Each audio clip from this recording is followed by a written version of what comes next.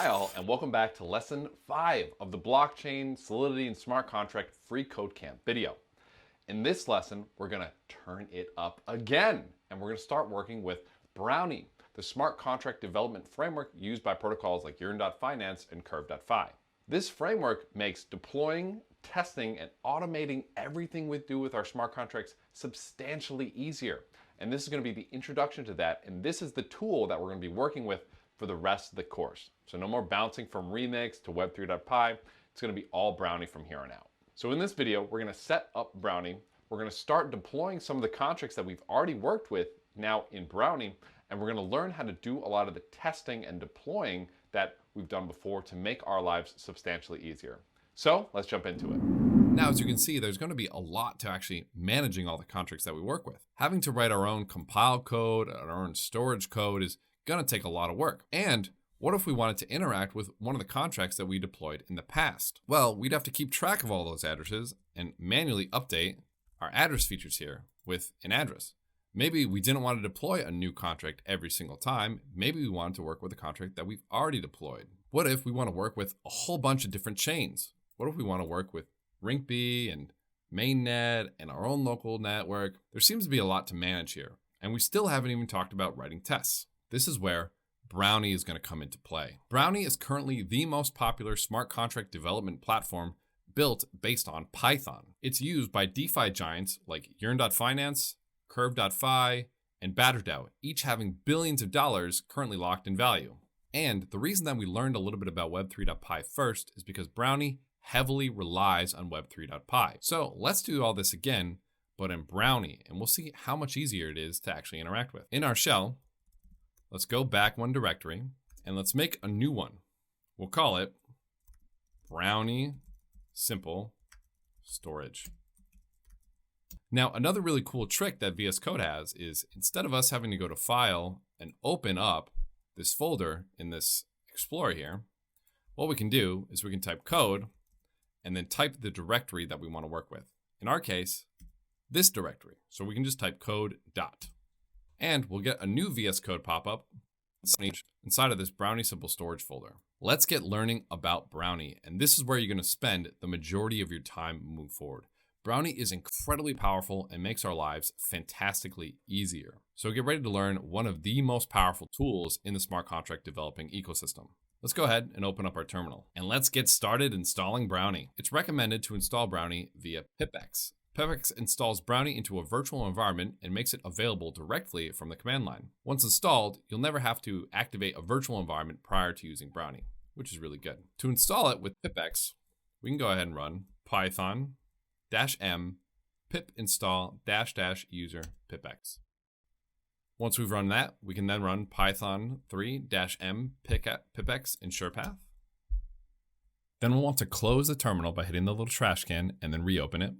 And then we just need to run pipx install brownie. I've already got it installed, so that's why we see this here. And then just one more time, we're going to close and reopen the terminal.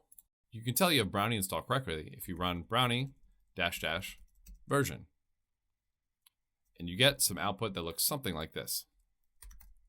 Or you just run straight up Brownie, and it'll output a bunch of commands that we can run. Let's create our first Brownie project. We're going to be using the exact same simple storage code that we just went through, except for we're going to use it in Brownie. This is going to make our lives a lot easier when working with simple storage. To create a sample folder with everything we need with Brownie, we can just run Brownie init, and we will get a new Brownie project initialized in the directory that we're currently in. If you type ls, you'll be able to see all the folders that are created, or you can just see them on your side panel in VS Code. Let's talk really quickly about what each of these folders is going to do. The build folder tracks a lot of really important low-level information. It's going to track any interfaces that we're working with or deploying. It's going to keep track of all of our deployments across all of the different chains, so we no longer have to manage that ourselves. And it's going to store all of the compiled code. Remember how in our simple storage code, we actually saved everything to this compiled code.json? Well, Brownie is actually going to do all of that for us into this contracts directory, so we can always reference it later. This contracts directory outside the build folder is where we're going to put all of our contracts. Brownie knows to look inside of this folder when looking for new contracts to compile, deploy, or anything else. Interfaces is where we can save and store different interfaces. Remember how when we were working with Chainlink, working with interfaces makes it really easy to interact with a blockchain application. Reports are to save any type of report you run. Scripts are we can automate tasks like deploying, calling different functions, or really anything we want. And then we have a tests folder, which is incredibly powerful and we're going to be using a lot. We also have git attributes and git ignore, which are helpful when working with version control like Git. So let's go ahead and start working with Brownie and really understand what's going on here. So let's go ahead and add our simple storage contracts to the contracts folder. So in here, we're just going to make a new file. We'll call it simple storage.sol. And I'm just going to copy and paste the code I have from the simple storage that we've been using this whole time. Let's go ahead and save that with Command S. Okay, great. Now that we have our contract in here, we can already start working with Brownie and even compile this code without even having to write or work with our own compiler. All we need to do is run Brownie compile. Brownie will automatically read the version of Solidity and then store all of the compile information in this build folder. So if we go to contracts, we can see we have a simple storage.json, and there's a lot of familiar pieces in here. For example, we see the ABI, opcode section, which is the low level language. We'll see a PC map and we'll see a lot of useful information. And great, obviously deployments and interfaces is still empty. So great, we've already compiled our smart contract. So how do we actually deploy this to a blockchain? To do this, we do have to write a script, which will allow us to do whatever we want. So we're gonna create a new file, and we're just gonna call this, similar to last time, deploy.py. This is where we're gonna define working with and deploying our code. Brownie can run scripts by running Brownie run. In fact, if you want to take a quick minute to familiarize yourself with all the different commands that Brownie has, just run Brownie and you'll see we can do a lot of different things. We can do Brownie init, which will create a new Brownie project. We will do Brownie bake, which allows us to pull from the Brownie mix, which we'll talk about later. We can compile, we can go into a console, test run, we can do a lot of wonderful things in here. If we do Brownie run, it'll run a script for us, and we can define that we want to run this deploy. All we have to do is add a def main.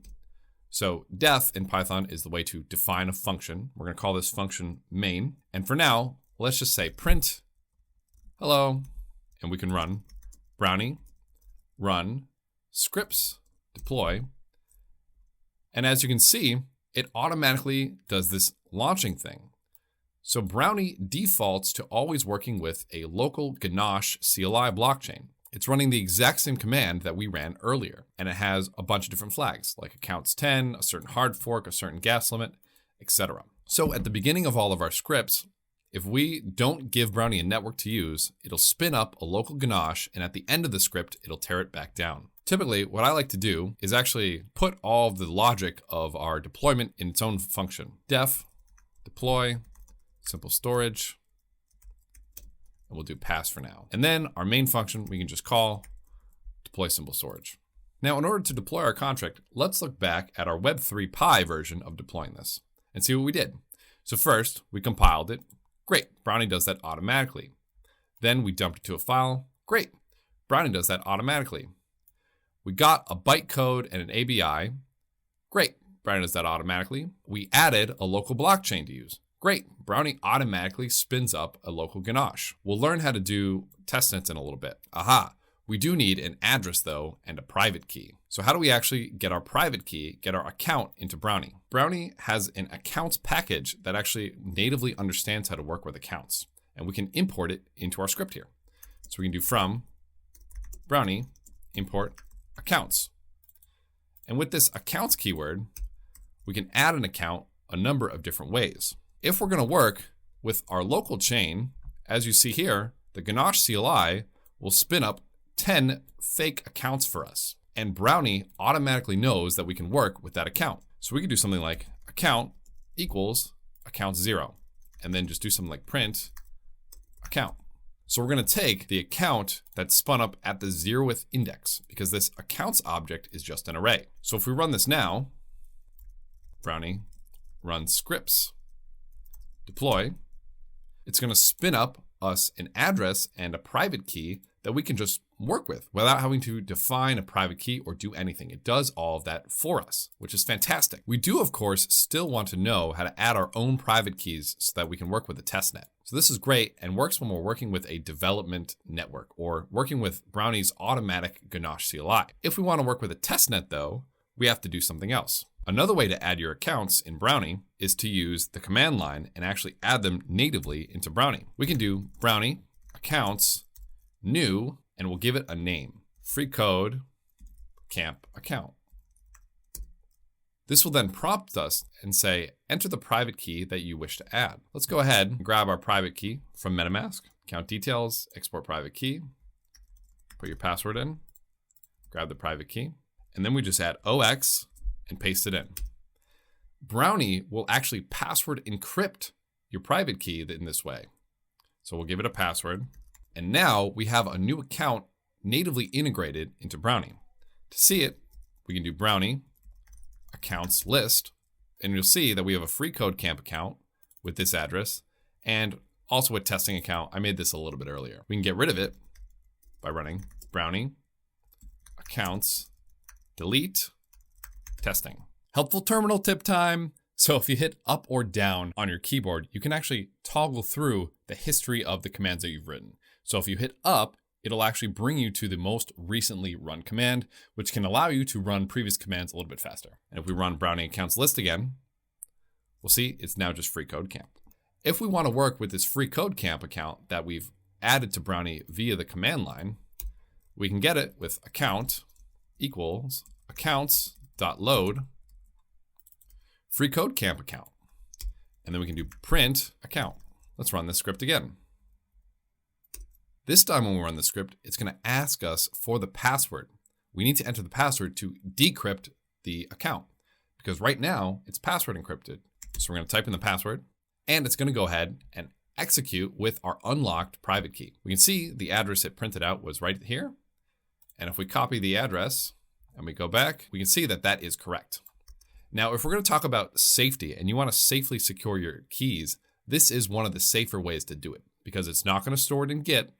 You're not going to accidentally push it up to GitHub or show it to anybody, and it's going to be password encrypted. This is going to be one of the ways that I highly recommend you store your keys. Oftentimes, you're going to want to do a mix of working with the local Ganache ones and your own keys, and we'll learn how to flip back and forth between them in a little bit. Now, the third way that I like to use is still, again, using an environment variable script. Oftentimes, it's really easy just to have your private key be an environment variable. This way, you won't have to keep putting the password in every single time you run a script. So it's a little bit less secure. And just another tip for myself, I never put my private keys associated with wallets that have real money in them as environment variables or in a .env file, just in case I accidentally do something really stupid. I don't trust myself enough. So I'm going to highly recommend that whatever private key that you use and you store as an environment variable here, always have it be just kind of a test account that you're going to use to test things. And then for some of your more serious accounts, that's what you'll use the encryption for. So let's go ahead and create an environment variable file.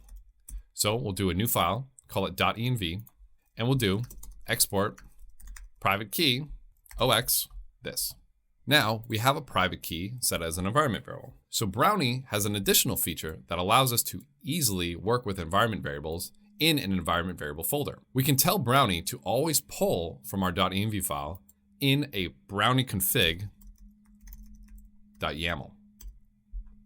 This is a special file that Brownie always looks for to grab information about where you're going to build, where you're going to deploy, and where you're going to grab things. In this config, all we need to do is add .env and set.env. This is telling Brownie, hey, when you run scripts, grab the environment variables from the .env file. And what we can do is after we import OS, we'll do account equals accounts.add os.getEnv. This is how we get that environment variable private key. Then let's just print out that account and see if we did it right. Brownie, run scripts, deploy.py, and great. All right, great. So this seems to work perfectly, but I like to make this method even more explicit. So we're going to take this version that we just learned and improve it. In our Brownie config, we can actually add more information about what wallets we want to use and when we want to use them. What we can do is we can add a wallets section and add in here a from key section, and then add that environment variable, private key. In your YAML file, if you surround a string with $sign and some curly brackets, it will automatically get transformed into the environment variable. So if we go back to deploy, we can actually change this. We can grab right from our config file. So we'll do from Brownie import accounts, config, and instead of using OS, we can do accounts.add config, and then we'll do wallets, since that's what we're defining right here, and then from key, wallets, from key. And this will do the exact same thing as our os.getENV. The reason that this is better is because now we have one canonical place where we're always going to pull our private key from, instead of having to go through all of our scripts and update it based on whatever we change an environment variable. Now let's try this out. Brownie, run, scripts, deploy. And great, we see our address printed here. For now, let's just stick with using accounts 0, since we want to just use the account that Brownie makes for us with Ganache. Now, Brownie is really intelligent, and we can actually go ahead and import a contract directly into our script. In a Web3.py version, we opened a contract and read from it, and that's how we were able to interact with it after we deployed it. In Brownie, what we can do is from Brownie, import, and then just the name of the contract, simple storage. Then we can do simple storage.deploy, and this is how we're going to deploy it to a chain. Anytime you deploy to a chain or you make a transaction, you always need to do a from, and then say who you're going to be deploying from. What's the account that's going to be deploying this? As you can see, this step of just deploying is much quicker than what we did in Web3.py. In Web3.py, we had to get the bytecode and the ABI, then we had to get the nonce, we had to create the contract, we had to create the transaction, sign the transaction, and then send the transaction. Remember how I said before, you could either make a transaction or a call? Brownie is smart enough to know whether or not what you're doing is going to be a transaction or a call. In this case, since we're deploying a smart contract, Brownie's smart enough to know that, we want to make a state change, so let's make a state change. It'll return a contract object. So we can just add print simple storage, and we'll see what prints. So let's run this. Brownie run scripts deploy.py. Awesome. So what happened was Brownie, again, per usual, it launched a local Ganache chain, and then it sent a transaction to deploy simple storage. And it says simple storage deployed at, and then the address it was deployed at. And we can see how much quicker this is to actually deploy. Now let's go ahead and do exactly what we did with web3.py. Let's call this initial retrieve function, and then we'll update it with a new value of 15. But we'll do it in Brownie now. Remember, here's how we did it back in web3.py. In Brownie, what we're going to do is first, we're going to do stored value equals simple storage dot retrieve. Now, since this is a view function, we don't have to add from account in here. Again, Brownie is intelligent enough to know if this is a call or a transaction. And we know that retrieve is a view function, so we know we don't actually have to make a transaction here. Then we can print out the value of stored value. Print stored value. Let's go ahead and try this. Great, we get 0 right here. Perfect. Now let's try updating this. So we can do transaction equals simple storage dot store. And in here, we'd want to do 15. But remember, since we're doing a transaction, in Brownie, we always have to add who we're going to transact from. In this case, we're going to do from account. Similar to web3.py, we can do transaction.wait for how many blocks we want to wait. And then let's call that retrieve function again to see if it's been updated. So we can do updated stored value equals simple storage dot retrieve. And then we can print the updated stored value. And if we run this, we now see we have two transactions here. One that deployed our original simple storage contract, and we called the retrieve function and we returned 0 here. Then we updated with our store function, and then we call retrieve again, and we see we did indeed update it to 15. You see how much smaller and easier and more intuitive this is in Brownie, and how much our lives are going to be much better. Awesome. Now you've learned how to deploy to a local chain. Now, running these scripts is fantastic, but we need a way to actually automate that our contracts are doing what we want them to do. We don't want to always have to manually check that all of our stuff is doing what we want it to do, right? We don't want to have to manually check that 15 is actually updating appropriately. This is why running tests are so important, and automating your tests is going to be crucial to becoming a successful smart contract developer. Now, I do want to point out that you actually can write tests directly in Solidity. And this is a great way to actually test your smart contracts, is to learn how to do it right in Solidity. However, a lot of the professional developers code their tests in the smart contract development framework language, like Python or JavaScript. Doing it in this way allows you to get a lot more flexibility and customization with what you're doing with your smart contracts, and not being confined to whatever only Solidity has. So let's go ahead and learn how to actually write our smart contract tests in Python. This is what this test folder is for. So we're going to create a new file called test simplestorage.py. Make sure you do add test to the front of these, because this is the syntax that PyTest is going to be looking for. And then in our test, we can actually set it up the exact same way we set up our deploy function. We can do from Brownie, import, simple storage, and accounts.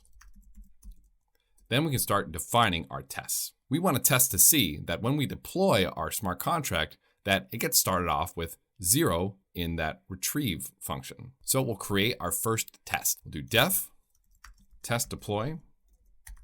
And typically, testing in smart contracts, or testing really in anything, is going to be separated into 3 categories: arranging, acting, and asserting. We're going to bounce around and be a little bit loose with this definition for the duration of our tutorials here. However, keep in mind that typically this is the setup that you want to use. Later on, in one of our later smart contract examples, we're going to go through a much better testing setup. So in our arrange stage, we're going to set up all the pieces that we need to get set up. So first, we're going to grab an account. We're going to say accounts equals account 0. And this is really all we need to do to start getting set up. Now, for our acting stage, we're going to deploy a simple storage contract, exactly as we did with deploy. So we're going to do simple storage equals simple storage.deploy from account. Then we're going to get our starting value. Starting value is going to be equal to simple storage dot retrieve. And we're expecting this to be 0. So then all we have to do in our assert stage is we have to run assert starting value equals expected. So let's recap this. In our arrange stage, we're just getting our account so that we can actually make contracts. Then in our act stage, we're going to deploy this simple storage smart contract. We're going to call the retrieve function to see what its starting value is. And we're going to compare to see if that starting value is what we expect. And we expect it to be 0. We can then test this with Brownie test. And per usual, Brownie is going to kick off a Ganache CLI, and then it's going to test this. For every test you have, you're going to get a little green dot. And we're going to say 1 pass in 1.86 seconds, which is perfect. If we had expected to be 15 and we ran Brownie test, we should get a fail here.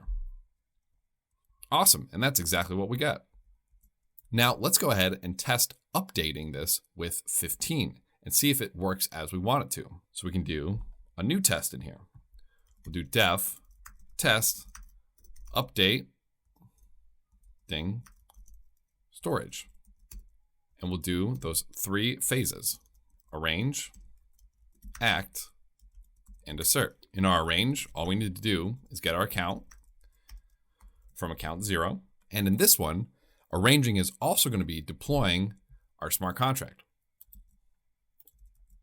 Since this is really just part of the setup and not the act that we're really testing.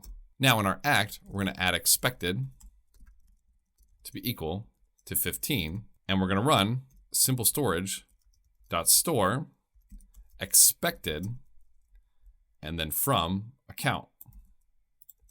You'll notice this is nearly exactly the same as this deploy function here. Now, same as last time, all we have to do is assert expected equals simple storage dot retrieve. We're saying we want to store 15 in our smart contract, and then when we call our retrieve function, it is stored correctly. So let's go ahead and run Brownie test. Awesome, we can see 2 dots here. This means 2 have actually passed correctly. That's great. Now, I do want to quickly show you a couple of useful tips that I pretty much always do when I'm running my tests. If you want to test just one function, you can do -k. Brownie test -k, test updating storage, and we will only test this test updating storage. We can run Brownie test -pdb and add something wrong in here, like 5 equals simple storage.retrieve. And what will happen is once this kicks out and is wrong, we'll actually get put into a Python shell. And now we can check to see some variables in here. Like if I see what expected is 15. If I try to run simple storage.retrieve, expected is 15. If I run simple storage, I'll see this is the simple storage contract. PDB is a really useful way to mess around and see, okay, well, what did I really go wrong? Why is my test failing? Another important flag is going to be -s. So you'll notice that no print lines actually get sent out when you're working with these tests. If you do -s, it'll be a little bit more robust in telling you exactly what's going on. And if we had any print lines, it would print the lines out as well. Everything that you can do with Brownie test actually comes directly from PyTest. So if there's some flag you want to use or some awesome debugger you want to use, you can use it with Brownie just by looking at the PyTest documentation. All the tools are exactly the same. All right, we're coming along fantastically. We have a script to deploy. We have some tests. We have our contract. This is great, but now we actually want to deploy to a testnet. How are we going to do this? Let's look at back how we did it with web3.py. Back in web3.py, to deploy this to a testnet, we just needed to add our HTTP web3 provider, which was our Infura account, and that was pretty much it, and add our address and our private key. In Brownie, our lives are even easier. Brownie comes prepackaged with a list of networks that it's already compatible with. You can see all of the networks by running Brownie networks list. Now, mine has a couple more actually because I've been playing around with this for a long time. But if you want to see all the different networks, you can look at this list here. Something important to note is that there's a difference between the development networks and the Ethereum networks. Whenever we deploy to a network, we default to this development network. Any network that you see under this development section is going to be a network that is temporary. These are networks such as the temporary ganache network that Brownie automatically spins up when we run any of the scripts we've written so far. So this is really important to note. Remember, anything in this development section is going to get torn down after it's deployed. However, the Ethereum ones are going to be our persistent networks. Anything under this Ethereum tab, Brownie is actually going to keep track of our deployments and keep track of everything in there. These networks under here represent persistent networks like mainnet, Rinkeby, Coven, etc. Now in our web3.py, we used an RPC URL or an HTTP provider from Infura to connect to a testnet. We're going to use that exact same methodology here. So how do we actually get this RPC URL, this blockchain URL into our Brownie smart contract package? Well, one of the easiest ways is with an environment variable. So Brownie actually already knows that Infura is the thing and can look natively right away for Infura. Web3 Infura project ID and use our project ID from Infura. If we go to our project back in Infura and we go to settings, you'll see the project ID is a little bit different than the whole URL. It's just going to be this ID right here. We can then copy this and paste this right into our .env. Now that we have our Web3 Infura project ID directly in our project, if we do Brownie networks list, any network that Infura has access to, you'll see a little Infura in colons here. These are networks that Brownie will automatically know about if we're working with Infura. So we can see here that Rinkeby is one of these Infura keys. If we wanted to deploy to Rinkeby, we could then just run Brownie, run scripts, deploy.py, and then select the network with -- network Rinkeby. Now we're going to get an issue here because remember, account 0 only works when Brownie works with a Ganache CLI. We have to use our actual private key here. And that's where some of those other versions of working with private keys is going to come into play. Sometimes I'll even add a get account function. So down here, we'll do def get account. And then in here, I'll just natively check. If we're working on a development chain, we'll use account 0. And if not, we'll use the method that pulls from our config. So we can check by saying if network.showActive equals development, then return accounts 0. Network is another keyword that Brownie actually has. This network keyword allows us to interact with different networks. Now, if it's not on the development network, we're going to pull directly from our config. So we'll return accounts.add config wallets from key. And instead of doing account equals account 0, we can just do account equals get account. Now if we run Brownie run scripts deploy.py network rinkeby, it should pull directly from our config file. And great, we can actually see transactions being sent directly on the rinkeby chain. If we pull up Etherscan, the rinkeby Etherscan, and we take this transaction hash and post it into the rinkeby Etherscan, we can see this transaction actually going through. We've deployed our simple storage contract and it's initialized to 0. Then we're going to go ahead and update it, and it gets updated to 15. Now, once we've deployed to a blockchain, you'll see our build contract will actually change. Our deployments folder will have a new deployment. Every time you deploy to a blockchain, Brownie will actually save that deployment so you can always go back and say, where did I deploy that, or what happened with that deployment? You'll notice that it's separated by chain ID. Remember, the chain ID of rinkeby is 4. You'll also notice that none of our development deployments are in here. Again, anything that's in this development section isn't going to get saved to the deployments area. However, anything up here in these ones will get saved. And that's going to be really powerful because we can actually interact with contracts we've already deployed onto a chain. So let's go ahead and even add a new file in here called read value.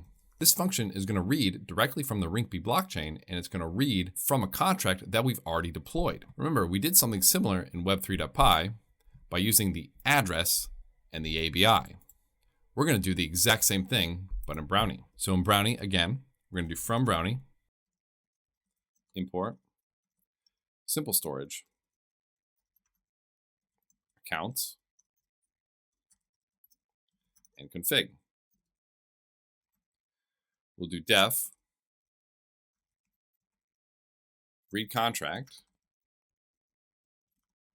and we'll just do pass for now. And then we'll do def main is going to be read contract. Whoops, didn't mean to do that down here. And if we run, Brownie run scripts, read value.py, network rinkeby, obviously right now, nothing's going to happen.